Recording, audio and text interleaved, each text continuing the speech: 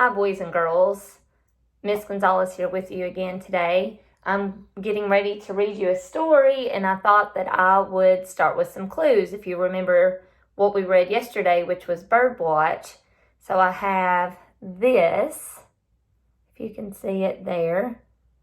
And I have these. Can anybody guess what we're going to read about today? We are going to read about a peacock and chickens. These eggs actually came off of my mom and dad's farm where they raise chickens.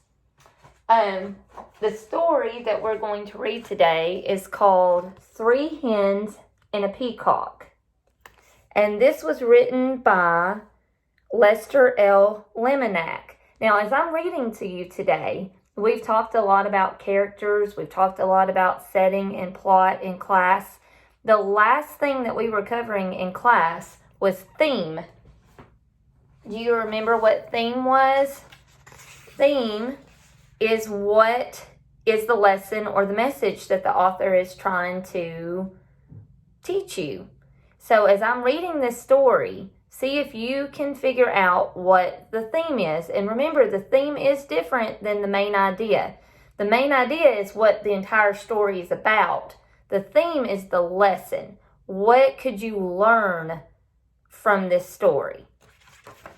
I always like to tell my middle schoolers it's the life lesson. So here we go. 3 hens and a peacock.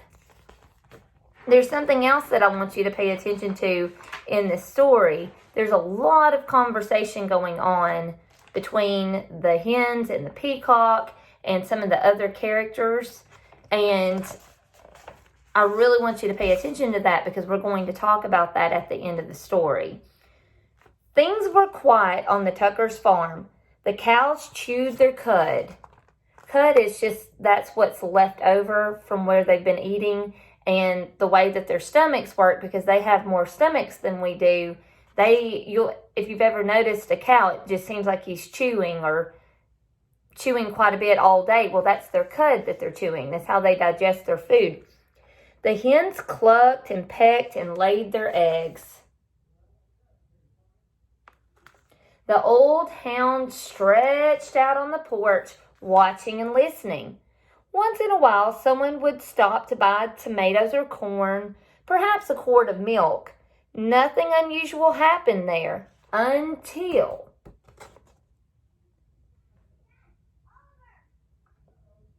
Sorry, my kids are outside playing. You might hear them. Until that peacock showed up. The cows and the hens and the old hound kept right on doing what they'd always done. But that peacock had never lived on a farm. He had no idea what to do. So he spread his fancy feathers and set to shrieking, which means he's screaming really loudly.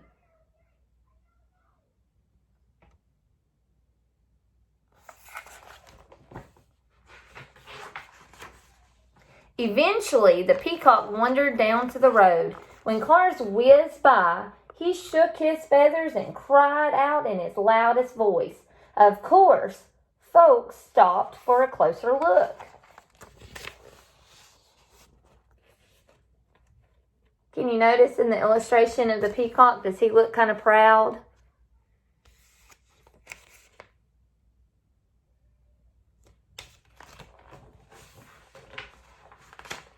Day after day, more folks stopped to admire the peacock.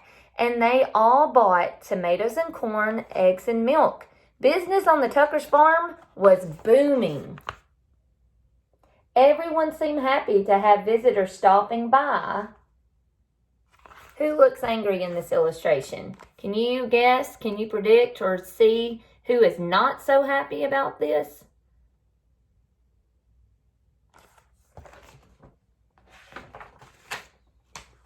The chickens. They're not too happy. But trouble was brewing in the hen house. The hens were squawking and clucking and flapping their wings. We do all the work around here. I'd like to see that peacock lay one single egg. Exactly. He just struts around screaming. I suppose fancy feathers are more important than laying eggs. That lazy peacock gets all the attention and we do all the work. So they're not too happy with this, are they? The peacock had heard every word. For days, he moped about, moaning and groaning. I wish I could be more useful around here, clucked one hen. The others ruffled their feathers. And boys and girls, we've been talking about idioms.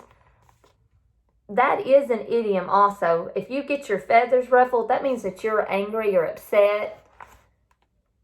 So that's pretty cool that they were able to add that in there. The old hound stretched and slowly raised his head. Why not let the peacock stay here to be useful while you hens take the glamorous job down the road? Boys and girls, do you think that will work? Do you think that will work for them? We'll have to see.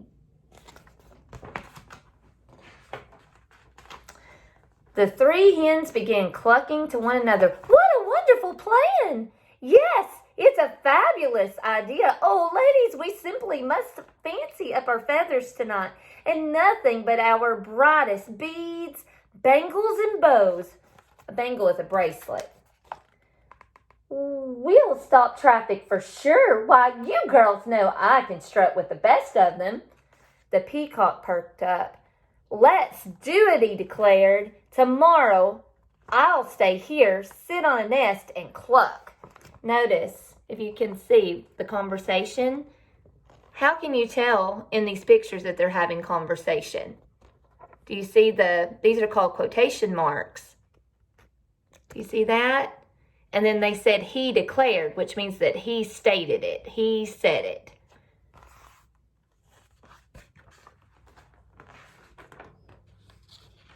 And we'll get all gussied up, said the hens. We'll be so glamorous. Gussied up just means that they're going to get really dressed up. At sunrise the next morning, the hens strutted down to the road. Can you describe how they got gussied up? How did the hens dress up? Do they look excited or proud? Can you tell me? The peacock marched right to the hen house and poked his head inside. So the peacock's going to get to work too. The hens flocked by the road waiting for a car. When they saw one approaching, they clucked and squawked and flapped their wings in a flurry of feathers. But every car whizzed right on by. The peacock sucked in his tummy and wiggled from left to right, trying to squeeze through the tiny hen house door. His front half was in, his back half was out. So is a peacock much bigger than a hen, you think, then? Would a hen have that much trouble getting into their house? Down by the road, those hens tried every chicken trick they knew. Still, no cars stopped. Finally, the peacock made it to the hen house. He held his breath and pushed with all his might, but no matter how hard he tried, he could not lay a single egg. Not one. What's going to happen if the chickens are not laying eggs? The old hound stretched out on the porch, watching and listening. What's that peacock doing in the hen house? Asked Farmer Tucker. Who knows?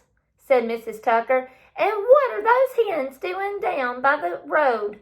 Not a one of them is up there laying eggs.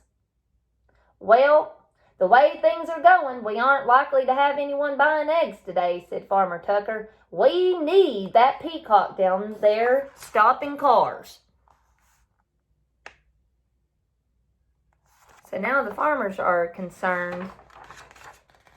When the peacock heard that, he smiled the biggest smile you ever saw on a bird's beak.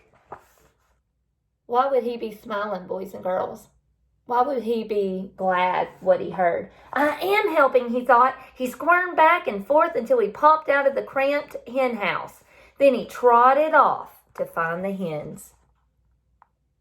So now he knows that he matters, that he actually had a job on the farm, and it was an important job, that he wasn't being lazy. The exhausted hens were all clucked out. Every feather was out of place.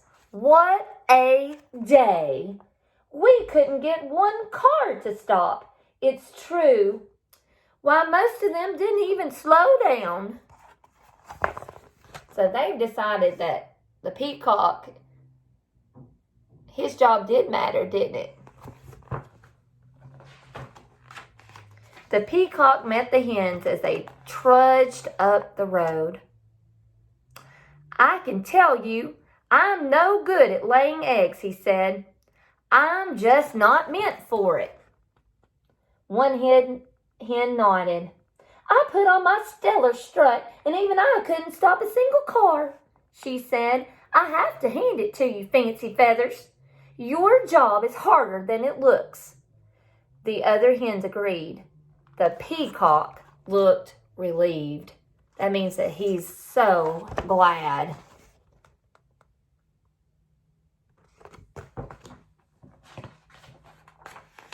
So the hens marched back to the hen house. The Peacock strutted down to the road. The old hound stretched out on the porch, watching and listening. And things were quiet again on the Tucker's farm. What did you think about that story, boys and girls? So back to what we were looking at, the theme, which is what is the lesson or the message? What is the author trying to teach you in this story? Can you figure it out? Think about the clues. What clues were you given? One, it talked about toward the end of the story, it talked about that they realized that the hen and the Peacock realized that the Peacock could not do the hen's job, and the hens could not do the Peacock's job. And when they were trying to do other people's jobs, what happened on the farm? Nothing happened. People were not buying eggs, and eggs were not getting produced. So I want you to try to figure out what you think that lesson is and send it to me. Post it in the comments and let me see what you're thinking. And then we'll talk about it later. But I want to give you the opportunity to try to come up with what you think the theme of this story is. The other thing I wanted to show you was the conversation. Another word for that is the dialogue. There was some dialogue going back and forth. Here is a good example of it. One example in the story was, "What's that Peacock doing in the hen house?" asked Farmer Tucker. So he was asking this to his wife. Do you notice how it's set up? Whenever you are having a conversation, when you're writing a story, there's a certain format or certain structure that you're supposed to use. Notice that we have quotation marks. In my kids in class, we do this a lot when we know that we're supposed to add quotation marks to a sentence that we are fixing or editing. So you have, it looks like little floating commas or floating apostrophes. This is a quotation mark.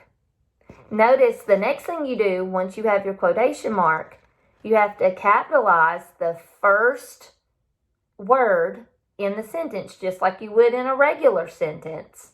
So what's that Peacock doing in the hen house? Asked Farmer Tucker. So here is something that changes. So if you have a question, you would put a question mark. If it is a telling sentence, a declarative sentence, instead of putting a period here, you would put a comma. If you'll look on my class story, I will send you some examples of what that would look like. But you would put a comma, and then this is called the dialogue tag. Asked Farmer Tucker. And then at the end of that dialogue tag, that is where you put your period. So it's very similar to how a normal sentence is set up with just those couple of changes. Again, you're going to put quotation marks. Notice where the quotation marks go. And if it's a question, you put a question mark. If it's an exclamation sentence, so if it's something that's exciting and you put that exclamation point, you still do that. The only one that's going to change is if it's a telling sentence. If it's a declarative, you put a comma. Then you put asked Farmer Tucker or whatever, whoever is saying the sentence, and then you put the period. What I would like for you to do for me today is I want you to practice this.